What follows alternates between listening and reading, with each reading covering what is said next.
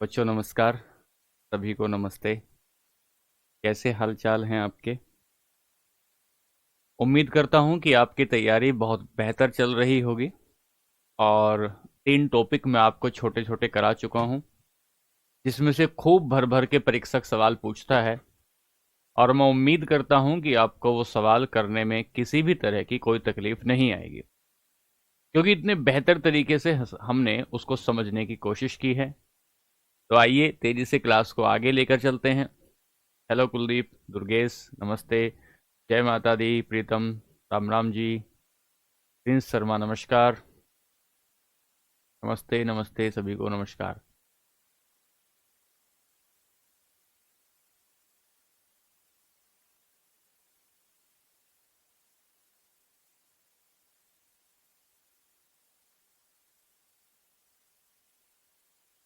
मंजे कह रहे हैं पीवाई क्यू करवाइए। सर मैं टॉपिक पूरा होते ही पीवाई क्यू कराता हूँ। आप कहाँ थे मंजे भाई? जैसे ही कोई टॉपिक पूरा हो जाता है मैं तुरंत उसके पीवाई क्यू कराता हूँ। मैं तो वेट ही नहीं करता पूरा चैप्टर कंप्लीट होने का, क्योंकि पूरा चैप्टर कंप्लीट होने के बाद आप आधी चीजें भूल जाते हो। इसलिए हम लोग क्या करते हैं, इसलिए हम लोग टॉपिक जैसे ही कंप्लीट होता है, उस टॉपिक से भले ही वो छोटा टॉपिक क्यों नहीं होता, हम उसको तुरंत उसका पीवाई क्यू करते हैं। आप कहाँ थे अब तक मेरे भाई? चलिए, मैं बढ़िया हूँ, एकदम शानदार, बहुत बढ़िया। चलिए, आज यूनिट नंबर 2 शुरू करने जा रहे हैं। आज हम लोग यूनिट नंबर 2 शुरू करेंगे। और ये जो यूनिट नंबर 2 होगी, इसे हम लोग देखेंगे, बेहतर तरीके से समझेंगे, और फिर इससे चुन चुन कर सवाल लेंगे और आगे बढ़ेंगे। चलो, अब कमेंट पे ध्यान मत दो।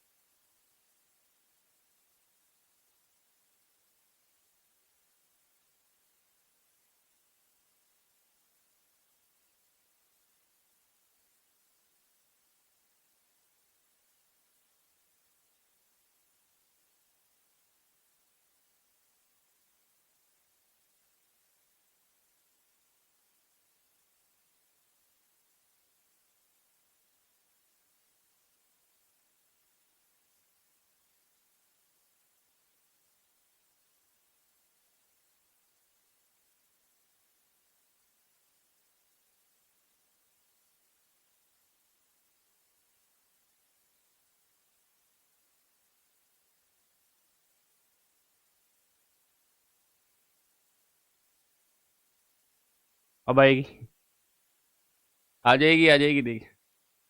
ये हमारा यूनिट होगा, परमाणु मॉडल। परमाणु मॉडल।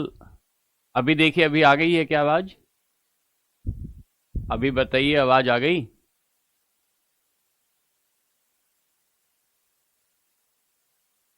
चलिए चलिए, आइए आइए, ठीक है, आइए। चलिए शुरू करते हैं। परमाणु मॉडल।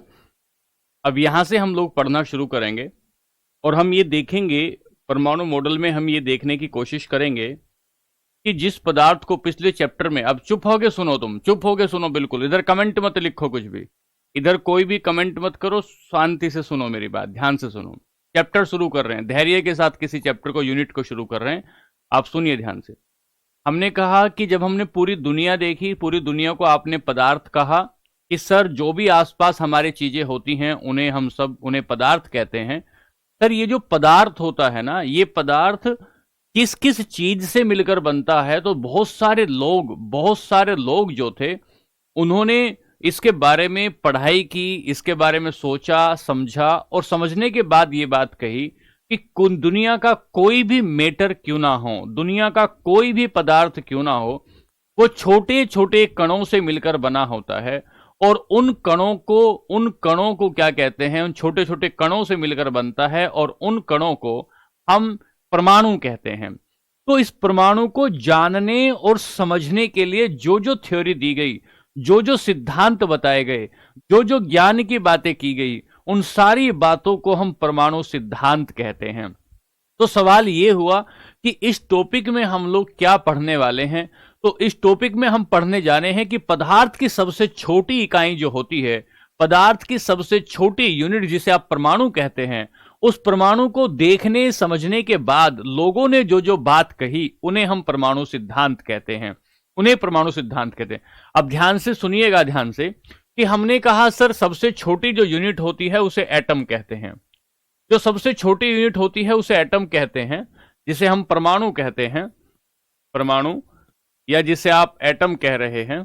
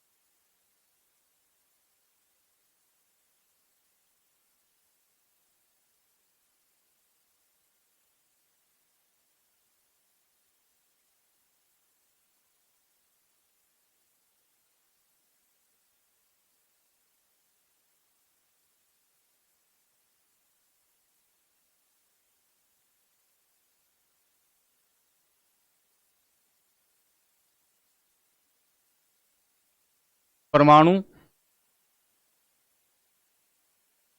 एक बार देखें, आवाज अभी आएगी, अभी देखें, अभी आवाज आएगी। परमाणु, परमाणुओं से मिलकर अणु बनता है, अणु से मिलकर तत्व बनता है, तत्वों से मिलकर यौगिक बनता है, यौगिक से मिलकर मिश्रण बनते हैं, और मिश्रण से मिलकर पदार्थ बनता है, मिश्रण से मिलकर पदार्थ बनता है। तो हमने कहा कि इस चैप्टर में हम लोग क्या पढ़ने जा रहे हैं। इस चैप्टर में हम लोग परमाणु मॉडल पढ़ने जाएंगे। इस परमाणु मॉडल में हम एटम को पढ़ेंगे कि एटम क्या होता है, एटम के बारे में लोगों ने क्या क्या बातें कही, ये इस चैप्टर में हम लोग पढ़ना शुरू करेंगे। इस चैप्टर की थीम मैं बना रहा हूं कि इस चैप्टर में हम क्या क्या पढ़ रहे हैं। इस चैप्टर में हम परमाणु, परमाणु के बाद अणु, अणु के बाद तत्व, तत्व के बाद यौगिक, यौगिक के बाद मिश्रण, मिश्रण के बाद कोई भी मैटर, एटम से मॉलिक्यूल, मॉलिक्यूल से एलिमेंट, एलिमेंट से कंपाउंड, कंपाउंड के बाद मिक्सचर, और मिक्सचर के बाद मैटर कैसे बनता है, ये हम बात करेंगे। इस टॉपिक में हम ये देख रहे होंगे, इस टॉपिक में हम ये देखेंगे कि ये जो परमाणु होता है इसके बारे में लोगों ने क्या क्या बात कही। तो सुने ध्यान से, पहली बात सुने कि भारत में महर्षि कणाद, भारत में जो महर्षि कणाद थे, महर्षि कणाद ने यह कहा, भारत में महर्षि कणाद ने यह कहा कि प्रत्येक पदार्थ छोटे छोटे, प्रत्येक पदार्थ छोटे छोटे कणों से मिलकर बनता है। प्रत्येक पदार्थ छोटे छोटे कणों से मिलकर बनता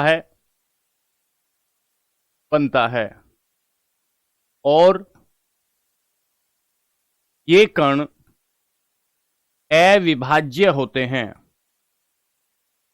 ये कण अविभाज्य होते हैं। ये कण अविभाज्य होते हैं। तो उन्होंने कहा कि कोई भी जो पदार्थ होता है वो छोटे छोटे कणों से मिलकर बनता है और वो जो कणों से मिलकर बनता है वो जो कण होते हैं वो अविभाज्य होते हैं। ये जो महर्षि कणाद थे, इन्होंने लगभग 800 ईसा पूर्व ये बात 800 ईसा पूर्व कही और उनकी एक किताब थी, इस किताब का नाम था वैशेषिक। उनकी एक किताब थी, इस किताब का नाम था वैशेषिक। वैशेषिक किताब में उन्होंने ये बात कही कि दुनिया का कोई भी पदार्थ क्यों ना हो, चाहे रसगुल्ला हो चाहे छोला भटूरा क्यों ना हो, वो छोटे छोटे कणों से मिलकर बनता है और उन कणों को हम क्या कहते हैं? उन कणों को हम लोग नाम नहीं दिया। इन्होंने कहा कि वो कण अविभाज्य होते हैं। तो पूछेगा कि सबसे पहले भारत में किस व्यक्ति ने परमाणुवाद की थ्योरी दी, एटॉमिक थ्योरी किसने दी? ये बात आपसे पूछेगा। तो सुनिए ध्यान से क्या कहेंगे। इन इंडिया, इसको लिखें अंग्रेजी में, इंडिया में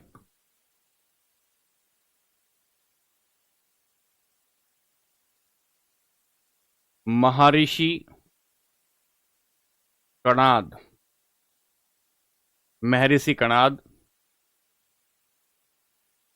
800 BC में अपनी पुस्तक, इनकी बुक है जिसका नाम वैशेषिक है। अपनी पुस्तक वैशेषिक में क्या कहते हैं? Every matter is made up of extremely small undivided particle। छोटे छोटे पदार्थों से मिलकर बना है, छोटे छोटे कणों से मिलकर बनता है और ये कण अविभाज्य होते हैं। ये बात किसने कही? ये महर्षि कणाद ने कही। जब यहां से आगे बढ़े तो एक व्यक्ति आए जिसका नाम डेमोक्रिटस था। यूनान में एक व्यक्ति आए जिसका नाम डेमोक्रिटस था।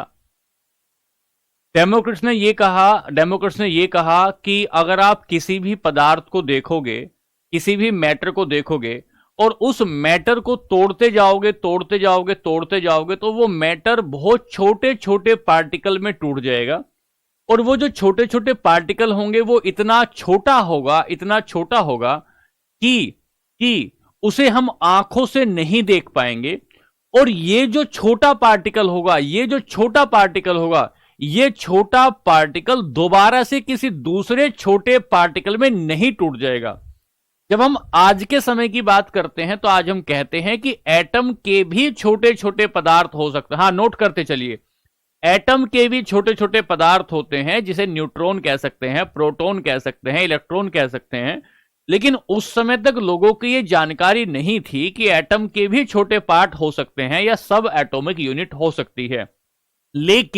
लेकिन उस समय तक लोग इतना ही समझ रहे थे कि पदार्थ जो होता है वो छोटे छोटे कणों से मिलकर बनता है और वो जो कण होते हैं वो अनडिवाइडेड होते हैं, वो किसी दूसरे छोटे पार्टिकल में उन्हें तोड़ा नहीं जा सकता। तो डेमोक्रिटस ने ये कहा कि सर, ये जो छोटे छोटे पार्टिकल होते हैं जिससे ये पदार्थ बनता है, इन्हें एटमियन कहा जाता है। एटमियन का मतलब होता है जिसे काटा ना जा सके, जिसे तोड़ा ना जा सके। तो सवाल पूछा जाएगा, एटम शब्द सबसे पहले किसने दिया? तो हम कहेंगे परमाणु शब्द सबसे पहले डेमोक्रिटस ने दिया। ठीक है, चलिए लिखें डेमोक्रिटस के बारे में। इसने कहा प्रत्येक पदार्थ अविभाज्य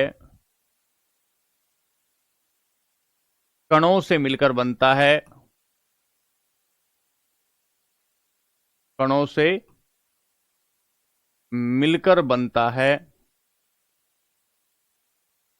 इन कणों को एटम कहते हैं। इन कणों को एटम कहा जाता है। एटम कहा जाता है। तो सवाल पूछेगा सबसे पहले एटम शब्द किसने दिया? एटम शब्द किसने दिया? तो क्या कहते हैं? Every matter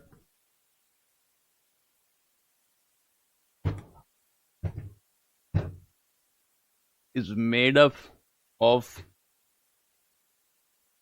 very small particles.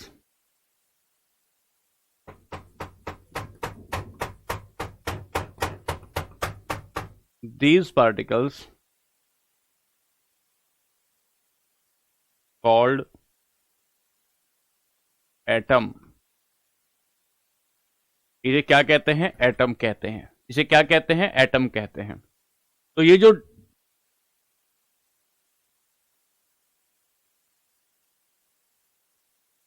इन्होंने क्या कहा कि सबसे छोटा जो पदार्थ होता है वो एटमियोन। एटमियोन शब्द से क्या बना? अनकटेबल, अनडिवाइडेबल या अनडिवाइडेबल, अनडिवाइडेबल। इसका मतलब क्या हुआ? जिसे काटा ना जा सके, जिसे काटा ना जा सके,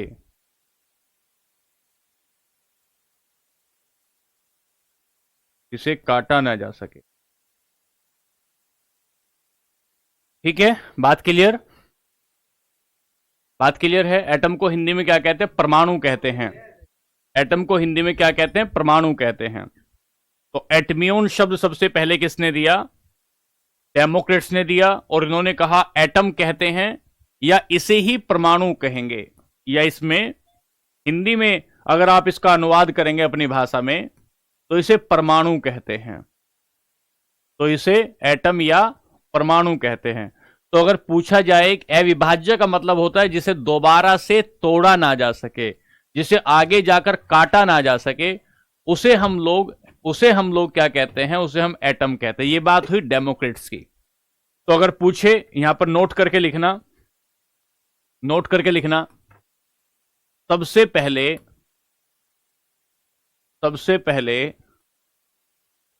परमाणु शब्द डेमोक्रिट्स ने यूज किया, ने प्रयोग किया। डेमोक्रिट्स ने प्रयोग किया।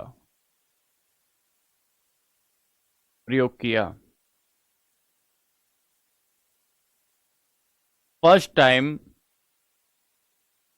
Atom word used by Democrats. Atom सबसे पहले डेमोक्रेट्स ने यूज किया।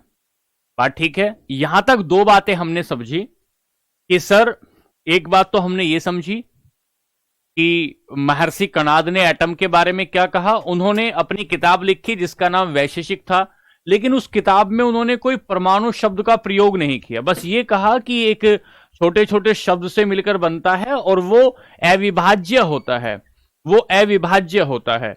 ठीक है, फिर यहां से आगे बढ़े तो एक व्यक्ति आए जिनका नाम डेमोक्रिट्स था, और उन्होंने कहा कि छोटे छोटे कणों से तो मिलकर बना है, ये कण अविभाज्य भी हैं, लेकिन इस कण को हम परमाणु कह सकते हैं। इस कण को हम क्या कह सकते हैं? परमाणु कह सकते हैं। तो पूरी दुनिया में यह बात चल पड़ी कि परमाणु शब्द सबसे पहले किसने दिया होगा? तो परमाणु शब्द सबसे पहले डेमोक्रिट्स ने दिया। यहां से आगे बढ़े, यहां से आगे बढ़ेंगे तो अब हम देखेंगे कि दो नए सिद्धांत दिए जाएंगे, दो बड़े बड़े नए सिद्धांत दिए जाएंगे जो आगे जाकर केमिस्ट्री में एक बहुत बड़ा बदलाव ला देंगे। तो आज की क्लास में हम उन दो बड़े बड़े सिद्धांतों को पढ़ेंगे। ध्यान दें, पहले ध्यान दें, लिखें।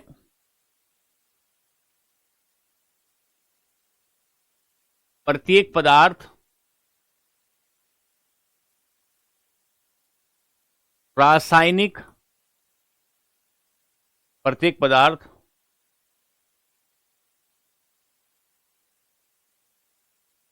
कणों के रासायनिक संयोजन से बनता है। रासायनिक संयोजन से बनता है और रासायनिक संयोजन मतलब रासायनिक की जो तत्व हैं रासायनिक तत्वों के आपस में मिलने से बनता है। प्रत्येक पदार्थ कणों के रासायनिक संयोजन से बनता है और रासायनिक संयोजन ही, एक बात दे रहा हूं, रासायनिक संयोजन ही पदार्थ का या दुनिया का आधार है। ब्रह्मांड का आधार है। और रासायनिक संयोजन के दो नियम बनेंगे। इसे कहेंगे द्रव्यमान संरक्षण का नियम और एक स्थिर अनुपात का नियम।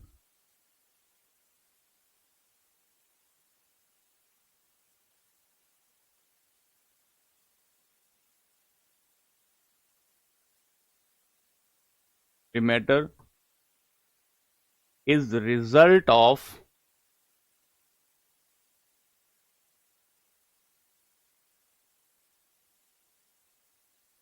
chemical composition and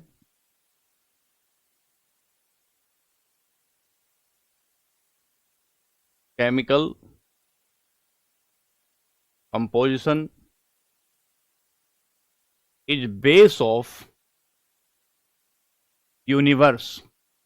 पूरी दुनिया कैसे बनी है? रासायनिक संयोजन से बनी है। पूरी दुनिया रासायनिक संयोजन से बनी है। ठीक है, तो लिखें, अब लिखें रासायनिक संयोजन के दो प्रमुख नियम। रासायनिक संयोजन के दो प्रमुख नियम। रासायनिक संयोजन के दो प्रमुख नियम। Two important rules of chemical composition. Important rule of chemical composition. पहला क्या कहेगा? पहला क्या होगा? ब्रह्मांड का मतलब यूनिवर्स, पूरी दुनिया। पहला नियम क्या कहता है? पहले नियम को कहते हैं द्रव्यमान संरक्षण का नियम।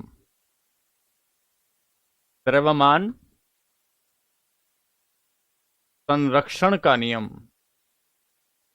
पहले नियम को कहते हैं द्रव्यमान संरक्षण का नियम, जिसे कहते हैं law of mass conservation. Law of mass conservation.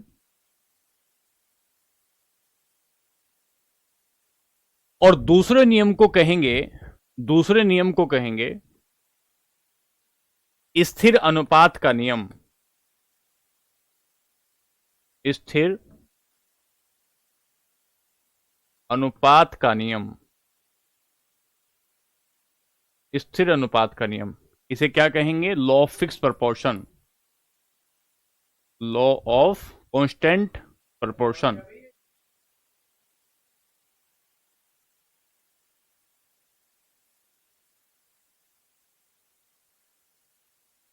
Law of constant proportion. तो हमने कहा, देखें जरा, हमने कहा कि देखो कैसे चल रहे हैं, एक बार बता दें आपको। यूनिट 2 शुरू की। यूनिट 2 में हम लोग परमाणु मॉडल पर आए। परमाणु मॉडल में हमने बताया कि परमाणु से मिलकर अणु बनते हैं, अणु से मिलकर एलिमेंट बनते हैं, एलिमेंट से मिलकर कंपाउंड बनते हैं, कंपाउंड से मिलकर मिक्सचर बनता है और मिक्सचर से मिलकर पदार्थ बनता है। तो ये जो आपस में मिल रहे हैं, ये जो आपस में मिल रहे हैं, इसे ही रासायनिक संयोजन कहते हैं। इसे ही क्या कहते हैं? इसे ही रासायनिक संयोजन कहा जाता है। इसे ही केमिकल कंपोजिशन कहते हैं कि भाई इससे मिलकर ये बना तो केमिकल कंपोजिशन हुआ, इससे मिलकर ये बना तो केमिकल कंपोजिशन हुआ। एक बात तो ये हो गई। फिर यहां से आगे आए, यहां से आगे आए। यहां से आगे आने पर आपने कहा कि महर्षि कणाद ने कुछ बात बताई और कणाद ने कहा कि प्रत्येक पदार्थ छोटे छोटे कणों से मिलकर बना होता है और वो जो कण होते हैं वो कण अविभाज्य होते हैं, वो कण अविभाज्य होते हैं, उन्हें दोबारा से तोड़ा नहीं जा सकता। और अपनी किताब वैशेषिकी में उन्होंने ये बात लिखी। फिर यहां से आगे एक व्यक्ति आए जिसका नाम डेमोक्रेट्स ना, उसने कहा कि हां ऐसे छोटे छोटे कणों से मिलकर ये बनता है, लेकिन इन कणों को एटम कहा जाता है, इन कणों को परमाणु कहा जाता है। यहां से आगे आए तो दुनिया को पता लगा कि यार पूरी जो दुनिया बनी है वो रासायनिक संयोजन से मिली है। पूरी दुनिया जो मिलकर बनी है वो रासायनिक संयोजन से मिलकर बनी है। तो क्यों ना रासायनिक संयोजन को ही समझा जाए। तो रासायनिक संयोजन के बारे में दो नियम दिए गए। एक नियम का नाम हुआ द्रव्यमान संरक्षण का नियम और एक नियम का नाम हुआ स्थिर अनुपात का नियम। इन दोनों ही नियमों को डाल्टन आगे जाकर पढ़ेंगे और डाल्टन पढ़ने के बाद एक थ्योरी देंगे जिसका नाम परमाणुवाद की थ्योरी होगा। जब डाल्टन इस थ्योरी को दे देंगे तो डाल्टन के बाद एक व्यक्ति आएगा जिसका नाम थॉमसन होगा और थॉमसन आकर डाल्टन की थ्योरी को गलत साबित कर देगा और कुछ नए सिद्धांत दे देगा। जब थॉमसन के बाद एक व्यक्ति आएगा जिसका नाम रदरफोर्ड होगा और रदरफोर्ड कहेगा थॉमसन से कि थॉमसन तुम बहुत ज्यादा कुछ कर नहीं पाए अपने जीवन में, तुम बहुत बेहतर बात नहीं बता पाए हो। फिर रदरफोर्ड अपना परमाणु मॉडल दे देगा और रदरफोर्ड के परमाणु मॉडल देने के बाद एक व्यक्ति आएंगे जिसका नाम बोहर होगा और बोहर एक नया परमाणु मॉडल देंगे। तो इस तरीके से हम अपनी क्लास में चलेंगे, लेकिन उससे पहले हम आपको द्रव्यमान संरक्षण का नियम समझाते हैं। यहां तक लिखो, एक बार आगे चलता हूं। फिर आगे चलता हूं तो लिखें, पहला द्रव्यमान संरक्षण का नियम।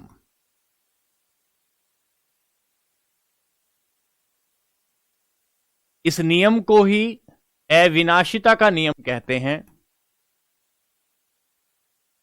इस नियम को ही अविनाशिता का नियम कहते हैं। तो द्रव्यमान संरक्षण का नियम कहो या आप इसे कहो law of mass conservation, law of mass conservation और लॉ ऑफ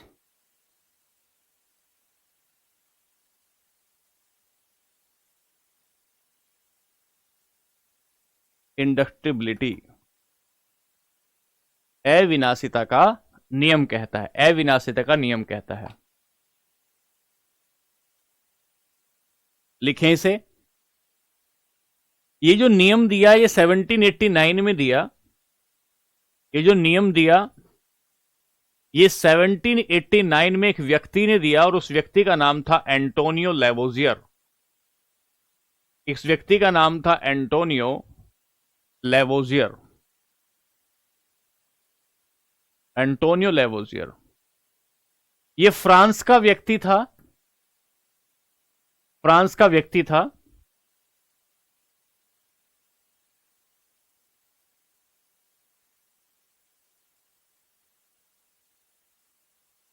लेवोजियर फ्रांस का व्यक्ति था और ये जो था फ्रांस की सरकार में, ये जो व्यक्ति था ये फ्रांस की सरकार में एक तरीके से उनका जो कर विभाग था उस कर विभाग का इसको हेड बनाया गया। इस पर बाद में भ्रष्टाचार के आरोप लगाए गए और ऐसी दर्दनाक मौत दी गई इस व्यक्ति को कि इसका गला काट के इसकी मौत कर दी गई। उस समय वहां पर ऐसे सजा देने का एक प्रावधान चलता था फ्रांस में। कि अगर कोई व्यक्ति भ्रष्टाचार करता है, कोई गलत काम करता है, तो उसका गला काट कर मार दिया जाता था, उसे वहां गिलोटीन किया जाता था। तो जो एंटोनियो लेवोजियर था, बड़ा ही जुझारू किस्म का आदमी था, और इसने कहा, जब अपने पद पर बैठा हुआ था, तो इसने कहा कि मेरे को एक बात समझ में आई है कि कोई भी द्रव्य जो है, कोई भी जो पदार्थ है, कोई भी जो पदार्थ है, कोई भी जो द्रव्य है, उसे नष्ट नहीं किया जा सकता। ना तो किसी पदार्थ को नष्ट किया जा सकता है और ना ही किसी पदार्थ को क्रिएट किया जा सकता है। मतलब मैटर, पदार्थ या द्रव्य अविनाशी है। अविनाशी का मतलब उसका विनाश नहीं किया जा सकता, उसे क्रिएट भी नहीं किया जा सकता। सर, कुछ बच्चे ऐसा समझ नहीं पाते कि द्रव्य और द्रव में क्या मतलब होता है। द्रव का मतलब होता है जिसमें बहने का गुण होता है, जिसमें बहने का गुण होता है उसे द्रव कहते हैं, जैसे पानी को हम द्रव कहते हैं। और द्रव्य का मतलब होता है कोई चीज, कोई वस्तु, कोई चीज या कोई वस्तु। तो कहा गया कि कोई भी जो चीज है, कोई भी जो वस्तु है, कोई भी जो पदार्थ है, उस पदार्थ को ना तो नष्ट किया जा सकता है और ना ही उसे बनाया जा सकता है। अर्थात इसका मतलब यह हुआ कि जो मैटर है, nor be created neither be destroyed, ना तो उसको खत्म किया जा सकता है और ना ही उसे बनाया जा सकता है। एक बार मैं दोबारा बताता हूं। एंटोनियो लेवोजियर नाम के व्यक्ति, जिन्होंने केमिकल कंपोजिशन के बारे में बात की, रासायनिक संयोजन के बारे में गुण बताए, उन्होंने कहा कि कोई भी चीज आप उठाइए, क्या उठाइए आप, कोई भाई पत्थर का टुकड़ा उठाइए, कोई प्लास्टिक का गिलास उठाइए, कोई खाट उठाइए, कोई चिमटा उठाइए, कोई घड़ी उठाइए, कोई पलंग उठाइए। तो उन्होंने कहा कि कोई भी चीज क्यों ना हो, कोई भी चीज क्यों ना हो, उसे खत्म नहीं किया जा सकता, बस एक रूप से दूसरे रूप में बदला जा सकता है। तो द्रव्य को ना तो क्रिएट किया जा सकता है और ना ही उसको समाप्त किया जा सकता है। यह बात 1789 में किसने कही?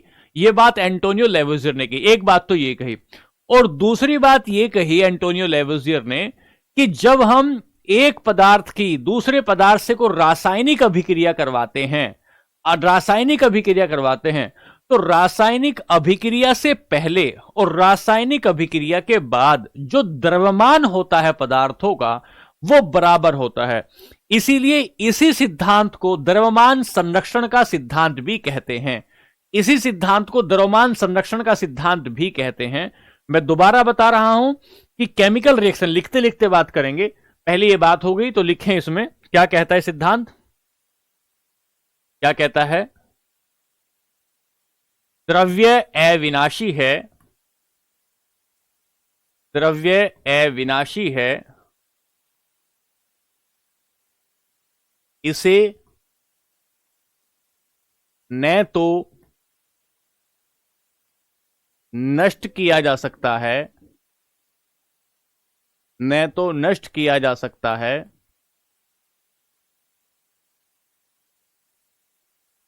और न ही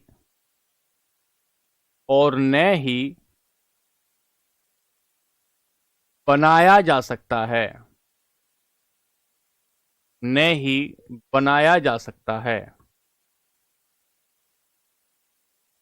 न ही बनाया जा सकता है। बात समझ में आ रही है? न ही बनाया जा सकता है। Matter is indestructible,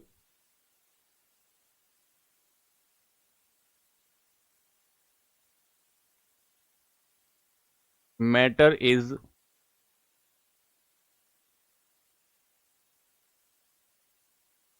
undestructible, not be destroyed, neither be destroyed,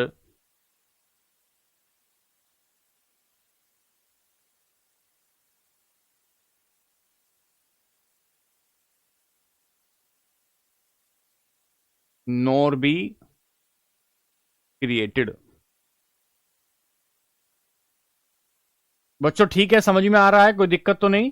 ना तो बनाया जा सकता है, हाँ पदार्थ लिख सकते हैं, द्रव को पदार्थ लिख सकते हैं, कोई दिक्कत नहीं है।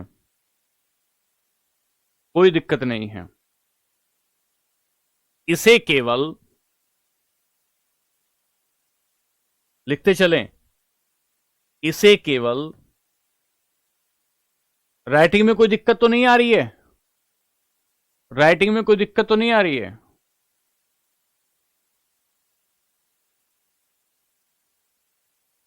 इसे केवल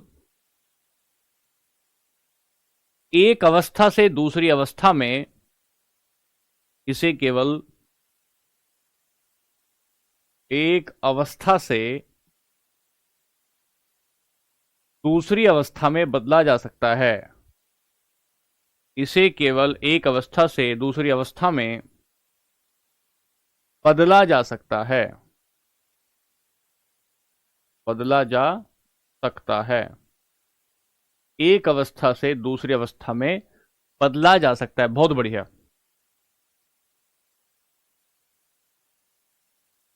only change in one form to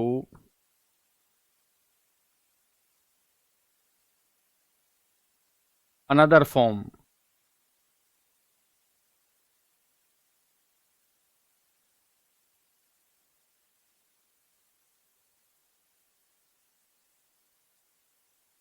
बात कीजिए।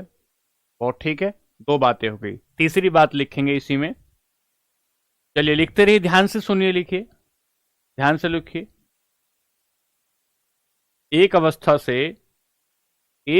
से दूसरी अवस्था में, एक अवस्था से दूसरी अवस्था में बदला जा सकता है। दूसरी अवस्था में बदला जा सकता है। चलिए आगे चलें। तो क्या कहा? तो इसे तो हमने कहा क्या कि द्रव्य अविनाशी है। दूसरी बात, रासायनिक अभिक्रिया से पहले, रासायनिक अभिक्रिया से पहले तथा बाद में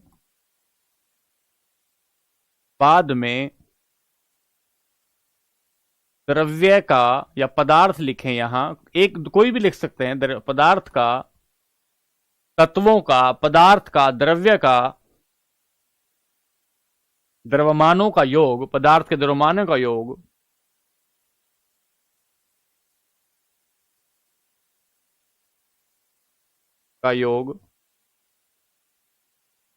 सदैव बराबर होता है।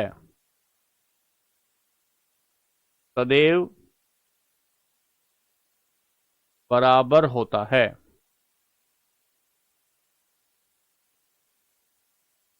सदैव बराबर होता है। ऋषभ भाई समझने की कोशिश करो, खूब समझ में आएगा। सब बच्चे समझ रहे हैं? क्या दिक्कत है? The sum of mass of matter, the sum of masses of substance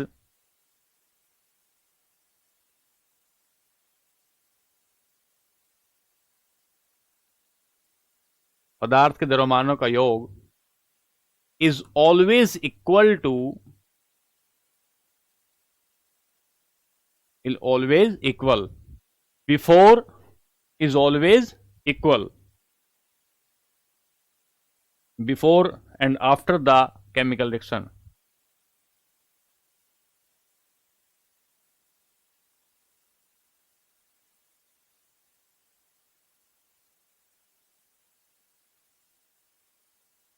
chemical reaction. एक एग्जांपल लेंगे कैल्शियम कार्बोनेट का, एक एग्जांपल लेंगे कैल्शियम कार्बोनेट का, CaCO3 हमने लिया। अगर एक एग्जांपल लिया, एक एग्जांपल लेते हैं यहां, आराम से समझो बच्चों, बहुत ध्यान से समझो, बहुत अच्छे से समझने की कोशिश करेंगे।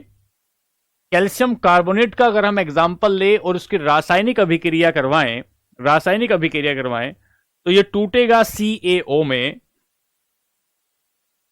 और CO2 में।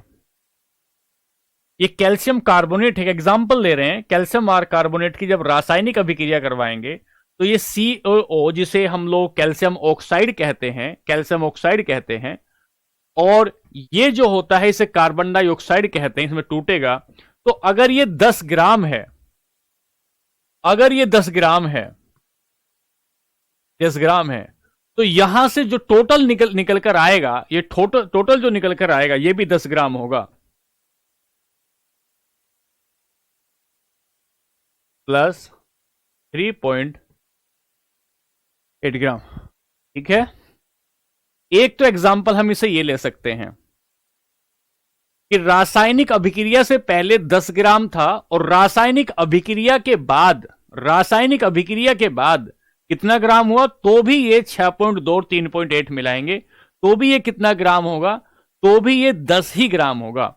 अगर बहुत आसानी से समझना चाहें तो ये डाल्टन ये बात कह रहे हैं कि अगर हम लोग 10 ग्राम और कोई 15 ग्राम की चीज मिलाते हैं और रासायनिक अभिक्रिया करवा देते हैं, 15 ग्राम की चीज मिलाते हैं और उसके बाद कोई मैं एक सामान्य उदाहरण दे रहा हूं, और कोई रासायनिक अभिक्रिया करवा दें, अगर केमिकल रिएक्शन यदि करवा देते हैं, तो जो उत्पाद बनकर आएगा वो 25 ग्राम का आएगा, 25 ग्राम का आएगा। मतलब यहां जो द्रव्यमान था, यहां जो मास था, ये मास ऑलवेज इक्वल होगा किसके मास के, जो आपका प्रोडक्ट होता है। सर इधर जो अभिक्रिया में जो भाग लेते हैं उन्हें अभिकर्मक कहा जाता है, अभिक्रिया में जो भाग लेते हैं उन्हें अभिकर्मक रिएक्टेंट्स कहा जाता है, रिएक्टेंट्स कहा जाता है। और जो तैयार बनता है, जो प्रोडक्ट बनकर तैयार होता है उसे उत्पाद कहते हैं, जो प्रोडक्ट बनकर तैयार होता है उसे उत्पाद या प्रोडक्ट कहते हैं। तो क्या कह रहे हैं लेवोजियर, लेवोजियर क्या कह रहे हैं, लेवोजियर कह रहे हैं कि सर जो मास ऑफ रिएक्टेंट है, ध्यान से समझो, जो मास ऑफ रिएक्टेंट है, द्रव्यमान जो भाग लिया, मास ऑफ रिएक्टेंट्स जो है वो ऑलवेज इक्वल टू होगा मास ऑफ प्रोडक्ट के, मास ऑफ प्रोडक्ट के। और इसी सारे सिद्धांत को क्या कहा गया, इसी सारे सिद्धांत को नाम दिया गया द्रव्यमान संरक्षण का नियम। इसी वजह से इसे क्या नाम दे रहे हैं, लॉ ऑफ मास कंजर्वेशन, द्रव्यमान संरक्षण का नियम या लॉ ऑफ मास कंजर्वेशन इसे नाम दिया जा रहा है। मुझे लगता है कि आपको ये बात समझ में आई होगी, मुझे लगता है आपको ये बात समझ में आ गई होगी। मैं एक बार फिर देखो दोहराता हूं पीछे चल के। हमने रासायनिक संयोजन के 2 नियम पढ़ने की कोशिश की और उन 2 नियम, हाँ क्या रिप्लाई करना है बताओ भाई, क्या रिप्लाई करना है, मैं तो देख ही रहा हूं आपकी क्लास को, बताओ। चैप्टर वाइज चल रहे हैं, बिल्कुल एकदम चैप्टर वाइज चल रहे हैं। आप इसकी चिंता छोड़ दें कि कैसे चल रहे हैं, आप इसकी चिंता छोड़ें हमको कैसे पढ़ना है, आप बस इसकी चिंता करें कि जो आपको पढ़ाया जा रहा है आप बस उसको रिवाइज करें, आप बस उसको रिवाइज करें। आप इसकी चिंता छोड़ दें कौन सा चैप्टर कहां पढ़ाना है, ये मेरी जिम्मेदारी है कि मैं चैप्टर को कैसे पढ़ाऊंगा। तो रासायनिक संयोजन के 2 नियम हमने बताए। पहले नियम में द्रव्यमान संरक्षण का नियम बताया। द्रव्यमान संरक्षण के नियम को ही अविनाशिता का नियम भी कहते हैं। ये जो अविनाशिता का नियम है इसे ही कहते हैं law of indestructible, law of indestructible को कह रहे हैं। क्या कह रहे, एंटोनियो लेवोजियर ने यह सिद्धांत दिया और इसे फादर ऑफ मॉडर्न केमिस्ट्री कहा गया। यह वही व्यक्ति है जिसे फादर ऑफ मॉडर्न केमिस्ट्री कह रहे हैं, फादर ऑफ मॉडर्न केमिस्ट्री जिसे कहा जा रहा है, यह वही व्यक्ति है। ध्यान से सुने, ज्यादा इधर ज्यादा चक्कर मिकर ना करें, ठीक है, चुपचाप होकर सुने, चुपचाप होकर सुने। इसे आधुनिक रसायन विज्ञान के जनक कहते हैं, आधुनिक रसायन विज्ञान के जनक कहते हैं, इसे आधुनिक रसायन विज्ञान के जनक कहते हैं। ठीक है सर, इन्होंने क्या कहा, इन्होंने एक सिद्धांत दिया। यही वो व्यक्ति थे जिन्होंने सबसे पहले यह बताया कि किसी भी चीज के जलने के लिए ऑक्सीजन की जरूरत होती है। ऑक्सीजन की खोज करने वाला व्यक्ति तो जोसेफ प्रिस्टले था, लेकिन इन्होंने ये बताया कि ऑक्सीजन, कोई भी चीज अगर जलती है तो जलने के लिए ऑक्सीजन की आवश्यकता होती है, ऑक्सीजन की आवश्यकता होती है। तो यहां से आगे चले, इन्होंने अपनी सिद्धांत दिया। क्या सिद्धांत दिया कि द्रव्यमान अविनाशी होता है, कोई भी द्रव्य अविनाशी होता है और कोई भी अविनाशी का मतलब है उसे खत्म नहीं किया जा सकता, ना ही उसे बनाया जा सकता है। इसे ना तो नष्ट किया जा सकता है और ना ही इसे बनाया जा सकता है। केवल एक अवस्था से दूसरी अवस्था में बदला जा सकता है। एक बात हो गई। फिर यहां से आगे चले तो हमने कहा रासायनिक अभिक्रिया से पहले का और रासायनिक अभिक्रिया के बाद का जो द्रव्यमानों का योग होता है वो हमेशा बराबर होता है। हमने कहा सर ये जो आपका ये ग्राम का चिन्ह है, ये ग्राम का चिन्ह है। ये 6.2 ग्राम इसमें से कैल्शियम कार्बोनेट लिया, इसमें से कैल्शियम ऑक्साइड बना 6.2 ग्राम और 3.8 बना इसमें आपका कार्बन डाइऑक्साइड। कुछ लोग ये कहते हैं कि जब लोहे में जंग लगता है तो रासायनिक अभिक्रिया होती है, तो लोहे में जंग लगने के बाद लोहे का वजन बढ़ जाता है। तो फिर वैज्ञानिकों ने यह बात कही कि जब लोहे में जंग लग गया तो लोहे में जंग लगने के लिए ऑक्सीजन ने अभिक्रिया की है, रिएक्शन की है ऑक्सीजन ने। यदि आप ऑक्सीजन का वेट ले लें, लोहे का वेट ले लें, तो निकल कर आ जाएगा किसका वेट? सर, आपके आयरन ऑक्साइड का जो जंग लगा है उसका वेट निकल कर आ जाएगा। बात क्लियर हो गई? ये बात हुई किसकी? लॉ ऑफ मास कंजर्वेशन की। यहां तक बताओ एक बार, बताइए।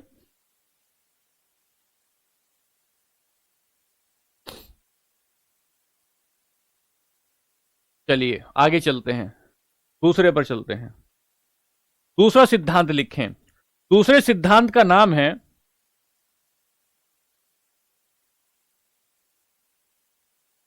सिद्धांत नंबर 2 और इस सिद्धांत का नाम है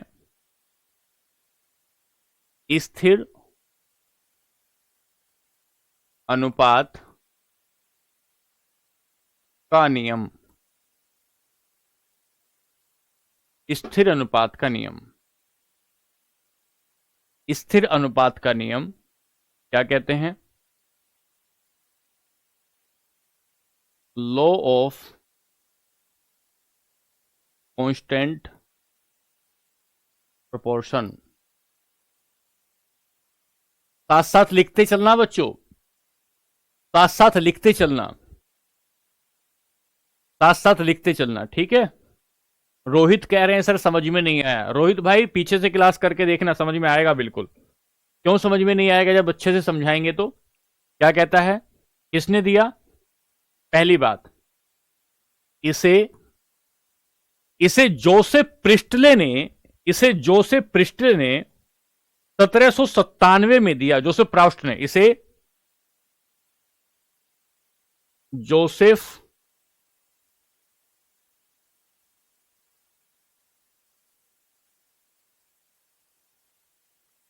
प्रोस्ट ने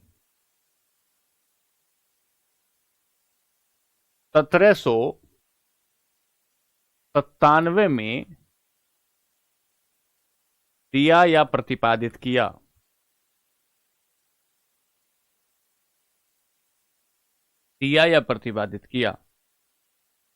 ठीक है, क्या कहते हैं?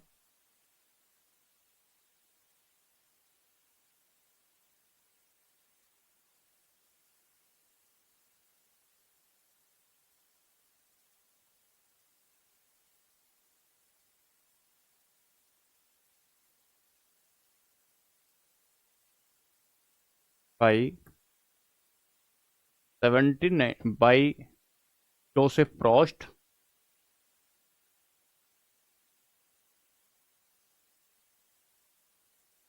इन 1794 में इन्होंने बताया। इनकी किताब में जो छपा, बाहर दुनिया के सामने जो छपा, और दुनिया के सामने छपा 1797 में।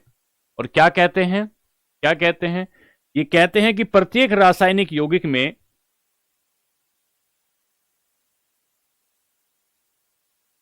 लिखें, क्या है सिद्धांत? ये प्रत्येक रासायनिक यौगिक में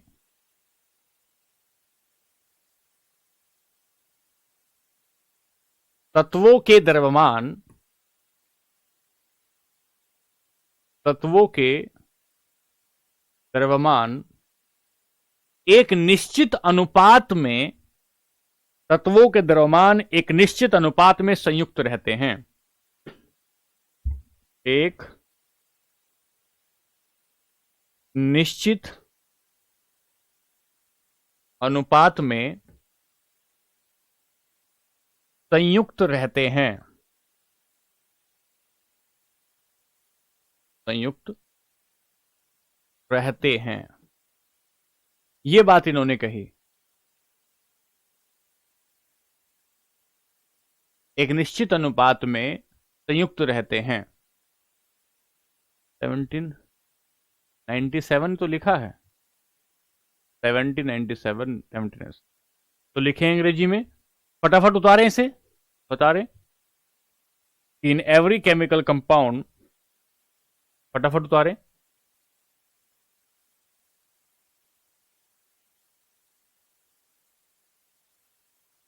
In every chemical compound,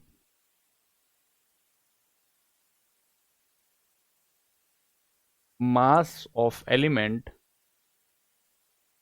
is combined in a fixed ratio.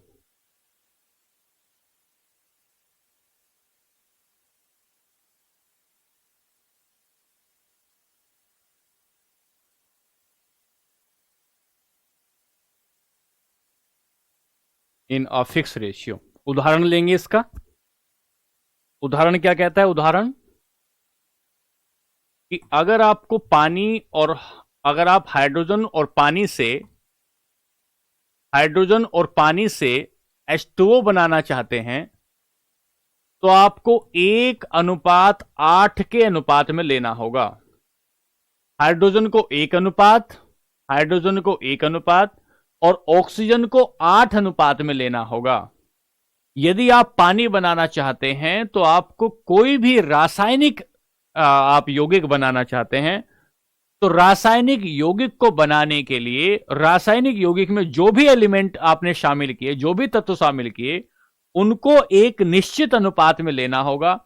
और ये जो निश्चित अनुपात होगा, अगर आप इससे यौगिक बनाना चाहते हैं, दोनों एलिमेंट हैं, ये दोनों तत्व हैं, और इस एलिमेंट से यदि आपको यौगिक बनाना चाहते हैं, ये H2O जो आपने एक यौगिक बनाया है, ये 1:8 में मिलाएंगे। 1:8 में, 1:8 में यदि मिलाते हैं तो ही ये क्या बनेगा? तो ही ये आपका जल बनकर तैयार होगा। यदि कार्बन डाइऑक्साइड है, कार्बन और ऑक्सीजन को, दूसरा एग्जांपल लें, कार्बन और ऑक्सीजन से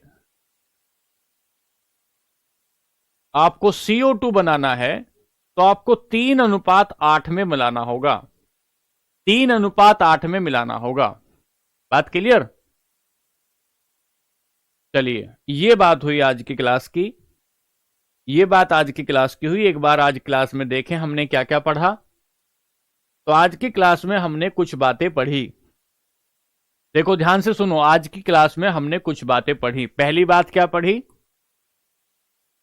आज की क्लास में हमने कुछ बातें पढ़ी।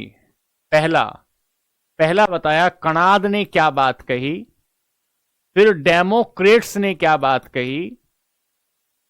डेमोक्रेट्स के बाद आए तो हमने कहा रासायनिक संयोजन क्या होता है, केमिकल कंपोजिशन क्या होता है, और केमिकल कंपोजिशन के नियम क्या होते हैं। और केमिकल कंपोजिशन के 2 नियम आए।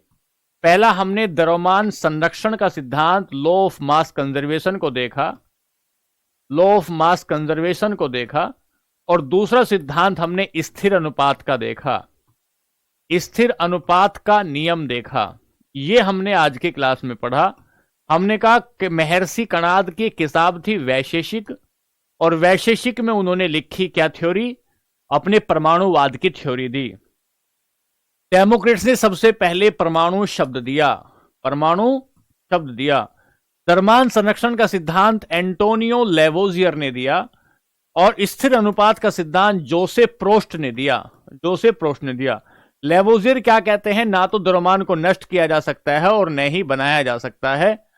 और रासायनिक अभिक्रिया से पहले और रासायनिक अभिक्रिया के बाद द्रव्यमान जो होता है वो बराबर होता है, बराबर होता है। और जोसेफ प्रोस्ट ने कहा कि किसी भी एलिमेंट को मिलाएंगे, ए एलिमेंट बी को मिलाएंगे तो उसको एक फिक्स प्रोपोर्शन में मिलाना होगा, उसको एक फिक्स प्रोपोर्शन में मिलाना होगा, रासायनिक अनुपात में एक मिलाना होगा। ये बातें आज की क्लास में हमने आपको पढ़ाई, ये बातें आज की क्लास में हमने आपको पढ़ाई। अब बताइए सब ठीक है?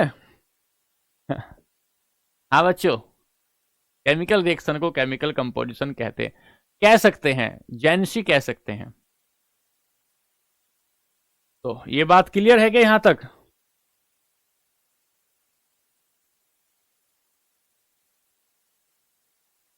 बताओ एक बार, ये बात क्लियर हो गई? एक बार बताओ समझ में आया नहीं? पहले ये बताओ, सवाल बाद में पूछना, पहले ये बताओ समझ में आया कि नहीं, याद हुआ कि नहीं ये सब?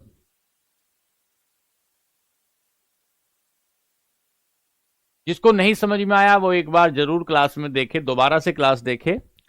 और कुछ लोग कह रहे हैं कि ऐसे पढ़ाओ वैसे पढ़ाओ, भैया सुनो, चुपचाप होके पढ़ो, होठों पर उंगली रख के पढ़ो, धीरे धीरे सब समझ में आएगा, अच्छे से अच्छा पढ़ाएंगे, चिंता बिल्कुल नहीं करनी है, ये जिम्मेदारी हमारी है। आपने हम पर भरोसा किया है तो हम अपने भरोसे को निभाने की पूरी कोशिश करेंगे।